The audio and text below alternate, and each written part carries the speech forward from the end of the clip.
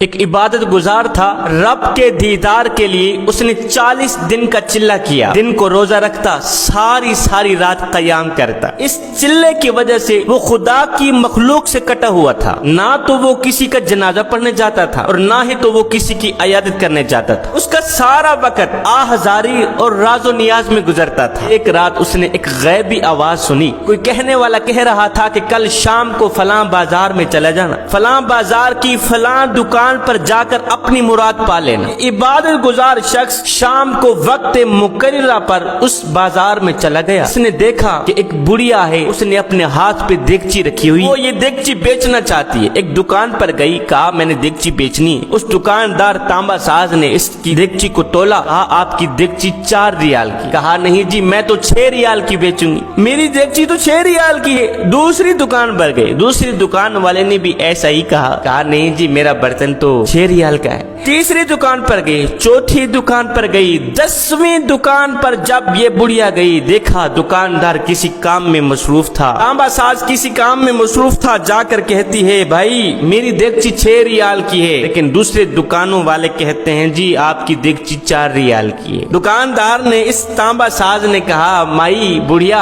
آخر تو اپنی دیگچی 6 ریال کی ہی کیوں بیچنا چاہتی ہے؟ اس نے اپنی دل کی بات نکالتے ہوئے کہا، بڑھیا نے دل کی بات بتاتے ہوئے کہا بھائی 6 ریال کی بیچنے کی وجہ یہ ہے کہ میرا ایک بیٹا ہے جو بہت ہی زیادہ بیمار ہے، بہت زیادہ بیمار ہے۔ حکیم صاحب کے پاس گئی دوائی لینے، حکیم صاحب نے ایک نسخہ لکھ کر دیا ہے جس کی قیمت ہے 6 ریال، اس لیے مجھے 6 ریال کی اشد ضرورت ہے۔ تانبا ساز نے کہا کہ دیگچی میرے حوالے کرو میں ذرا دیکھ لوں۔ دکاندار نے دیگچی دیکھی، دیکھ بھال کرنے کے بعد کہا بڑھیا آپ کی دیگچی تو اتنی بڑی قیمتی ہے کہ بہت زیادہ، آپ کی دیگچی بہت زیادہ عمدہ ہے، اچھا اس کی قیمت میری دکان پر تو 25 ریال ہے، میں تو 25 ریال کی ہی خریدوں گا، میں کیوں کسی کا حق ماروں؟ یہ سنتے ہی بڑھیا نے کہا بھائی آپ میرا مذاق نہ اڑائیں، آپ مجھے 6 ریال دیں، مجھے جانے دیں، مجھے جلدی میں نے بیٹے کا علاج کرنا۔ نہیں مائی بڑھیا مذاق نہیں کر رہا، آپ کی دیگچی واقعی بہت زیادہ عمدہ ہے، قیمتی ہے، لہٰذا اگر مجھے دینا چاہتی ہیں تو میں تو کسی کا حق نہیں ماروں گا، میں تو تجھے 25 ریال ہی دوں۔ اس تانبا ساز نے دکاندار نے بسم اللہ پڑھتے ہوئے 25 ریال اٹھائے، بڑھیا کے ہاتھ میں تھما۔ بڑھیا نے مسکراتے ہوئے دونوں ہاتھ اٹھائے، عرض کی مالک میرے بھائی کے مال جان روزی رزق میں برکتیں عطا فرما۔ دعائیں دیتی گھر کی طرف چلی گئی۔ یہ عبادت گزار کہتا ہے میں اپنی ان آنکھوں سے دیکھ رہا تھا، کانوں سے سن رہا تھا، دوڑ کر آیا تانبا ساز کے پاس، اوے تجھے تو دکانداری کرنی آتی بھی نہیں، تو کس طرح کا دکاندار ہے؟ اس کی چیز 4 ریال کی ہے، تو نے 6 ریال بھی نہیں دیے، 25 ریال دے دیے۔ تانبا ساز دکاندار نے کہا بھائی میں نے یہ دیگچی کہاں خریدی اور میں نے اس کو اس دیگچی کی قیمت نہیں دی، میں نے یہ جو 25 ریال دیے ہیں وہ تو میں نے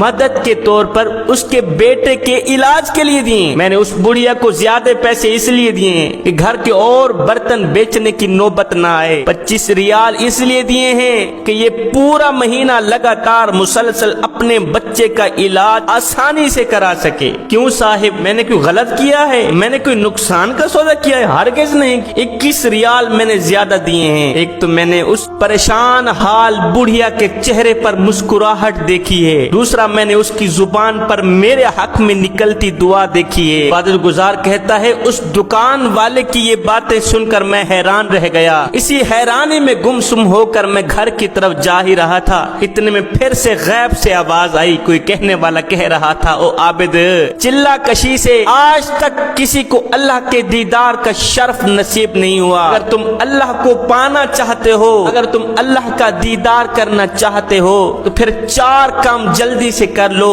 نمبر 1 گرتوں کو تھام لو، نمبر 2 غریبوں کی مدد کرو، نمبر 3 مسکینوں کو کھانا کھلاؤ، نمبر 4 ضرورت مندوں کی ضرورتوں کو پورا کرو۔ جب تم یہ 4 کام کرو گے اس وقت تم ہمارے پاس چل کر نہیں آؤ گے بلکہ ہم خود چل کر تمہارا استقبال کریں۔